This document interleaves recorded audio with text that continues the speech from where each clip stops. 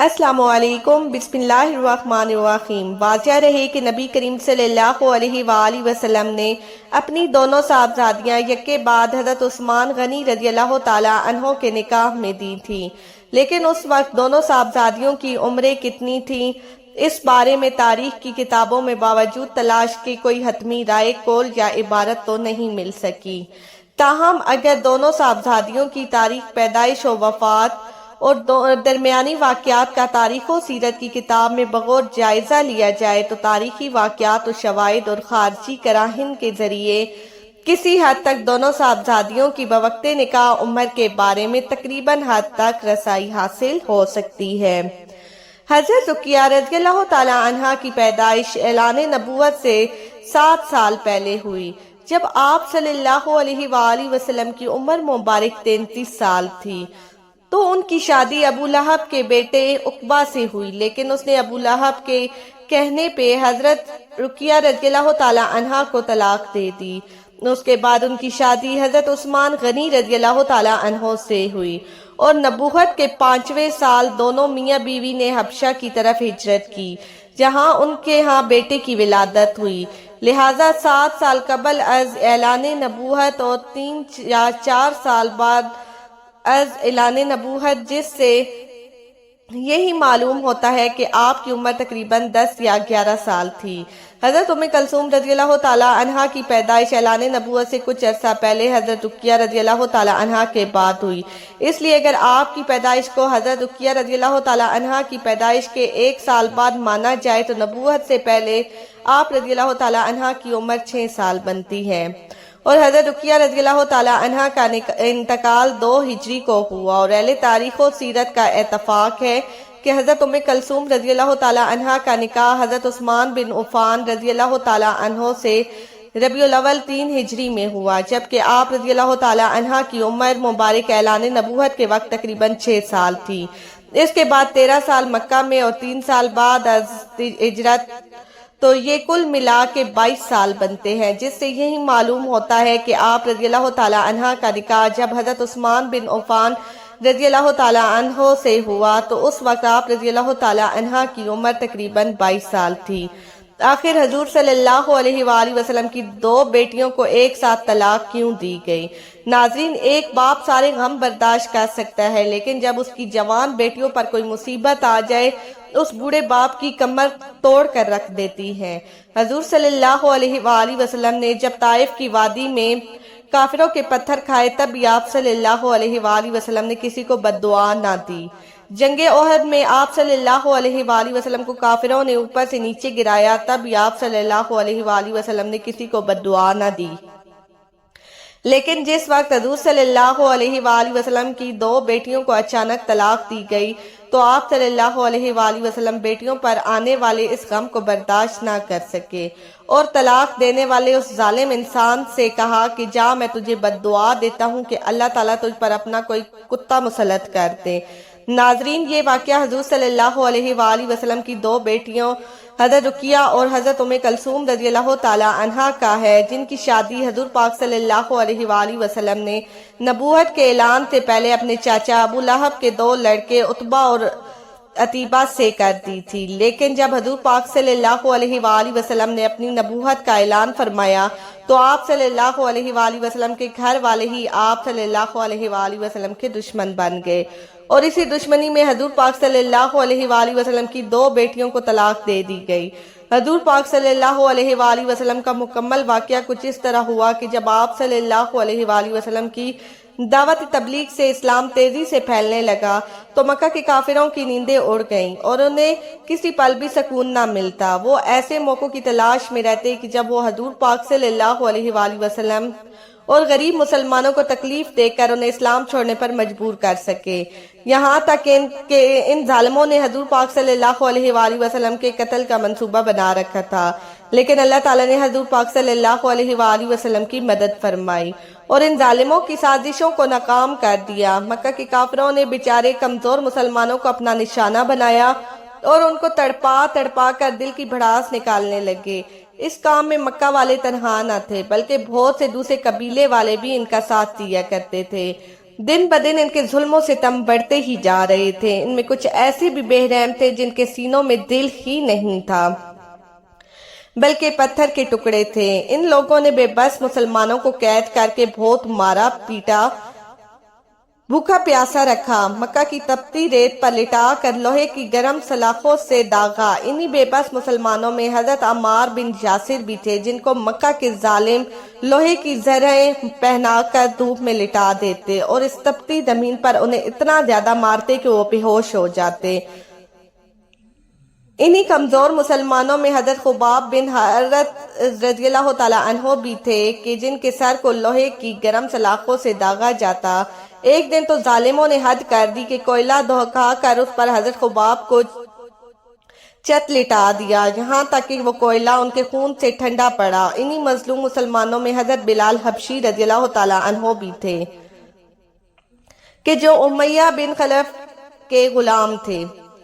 जब हजरत बिलाल रज़ियल्लाहु ताला अन्हो ने इस्लाम कबूल किया तो उनके मालिक ने उनका खाना पानी बंद कर दिया। फिर जब हजरत बिलाल हबशी रज़ियल्लाहु ताला अन्हो भूख प्यास से बेहाल हो जाते तो ठीक दोपहर के वक्त वो जालिम हजरत बिलाल हबशी रज़ियल्लाहु ताला अन्हो पर गरम तपती चट्टान रखकर उन्हें धूप में लिटा देता ताकि वो इस्लाम को छोड़ दे। लेकिन हजरत बिलाल हबशी रज़ियल्लाहु ताला अन्हो इन सभी तकलीफों को बर्दाश्त करते और अपनी जबान से सिर्फ एक ही लफ्ज कहते कि मेरा अल्लाह सिर्फ एक है, इसके अलावा कोई दुनिया का मालिक नहीं।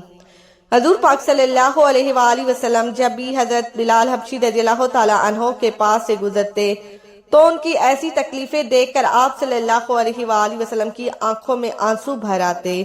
फिर हजरत बिलाल हबशी रज़ियल्लाहु ताला अन्हो से फरमाते कैसे बिलाल सब्र करना, अल्लाह तुम्हें इसका बेहतर बदला अता फरमाएगा। बात यहाँ तक न थी बल्कि एक दिन आप सल्लल्लाहु अलैहि वसल्लम की दो बहुत चहेती बेटियां हजरत रुकिया और हजरत उम्मे कलसूम रज़ियल्लाहु ताला अन्हा को भी अचानक तलाक दे दी गई ताकि आप सल्लल्लाहु अलैहि वसल्लम पूरी तरह टूट जाएं और इस्लाम की दावत देना छोड़ दें। क्योंकि जब हजूर पाक सल्लल्लाहु अलैहि वसल्लम ने जब मुकम्मल तौर पर अपने नबी होने का खुला ऐलान फरमाया तो अबू लहब ने हजूर सल्लल्लाहु अलैहि वसल्लम को गालियां देना शुरू कर दी और कहने लगे कि ए मोहम्मद सल्लल्लाहु अलैहि वसल्लम तेरा बुरा हो। उस पर अल्लाह ने कुरान करीम की आयतें नाजिल करते हुए फरमाया कि बुरा तो अबू लहब का होगा। हजरत रुकिया रज़ियल्लाहु ताला अन्हा और हजरत उम्मे कलसूम रज़ियल्लाहु ताला अन्हा आप सल्लल्लाहु अलैहि वसल्लम के बीच की दो बेटियां थीं। ये अबू लहब के दोनों बेटे उकबा और अतीबा के साथ निकाह के रिश्ते में थी। वो दोनों लड़के अपने बाप अबू लहब की तरह बेरहम इंसान थे, इस्लाम के कट्टर दुश्मन थे। हजूर सल्लल्लाहु अलैहि वसल्लम की दोनों बेटियों का निकाह तो अबू लहब के लड़कों से हो गया था, लेकिन अभी तक रुखसती नहीं हुई थी। चुनाचे एक जमाने तक अबू लहब के इन दोनों लड़कों ने हजूर पाक सल्लल्लाहु अलैहि वसल्लम की लड़कियों के नाक में दम किए रखा और कड़वी कड़वी बातों से उनके दिल छेदते रहे। लेकिन बदनसीब अबू लहब को उससे भी सुकून न मिला और आखिर एक दिन अपने लड़कों से कहने लगा कि अगर तुम मोहम्मद सल्लल्लाहु अलैहि वसल्लम की लड़कियों को तलाक नहीं दोगे तो तुम पर मेरा घर हराम है। बाप के हुक्म पर ये दोनों लड़के हजूर पाक सल्लल्लाहु अलैहि वसल्लम के पास पहुंचे। उस वक्त आप सल्लल्लाहु अलैहि वसल्लम काबा शरीफ के पास बैठे थे कि अचानक पीछे से जाकर उन दोनों लड़कों ने हजूर पाक सल्लल्लाहु अलैहि वसल्लम को धक्का दिया। फिर एक ने आप सल्लल्लाहु अलैहि वसल्लम का गिरेबान पकड़कर उन्हें जोर से घसीटा कि आप सल्लल्लाहु अलैहि वसल्लम का गिरेबान भी फट गया। फिर उतबा चीखते हुए कहने लगा, ए मोहम्मद सल्लल्लाहु अलैहि वसल्लम, जा, आज से हम दोनों ने तेरी दोनों लड़कियों को तलाक दे दी। जिस वक्त उन जालिमों ने हजूर पाक सल्लल्लाहु अलैहि वसल्लम की बेटियों को तलाक दी तो आप सल्लल्लाहु अलैहि वसल्लम का दिल टूट कर रह गया। जब ताइफ की वादी में आप सल्लल्लाहु अलैहि वसल्लम पर जालिमों ने पत्थर बरसाए थे तभी आपने किसी को बद्दुआ ना दी थी। जब जंगे ओहद के मौके पर आप सल्लल्लाहु अलैहि वसल्लम ऊपर से नीचे गिरे थे तभी आप सल्लल्लाहु अलैहि वसल्लम ने किसी को बद्दुआ ना दी थी। लेकिन जिस वक्त अबू लहब के इन दोनों लड़कों ने आकर हजूर पाक सल्लल्लाहु अलैहि वसल्लम की बेटियों को तलाक दी तो बेटियों पर घर पड़ने वाले ये गम आप सल्लल्लाहु अलैहि वसल्लम बर्दाश्त न कर सके और कहने लगे, ए उतबा, जा, मैं तुम दोनों को बद्दुआ देता हूँ कि अल्लाह तुम पर अपना कोई कुत्ता मुसल्लत कर दे।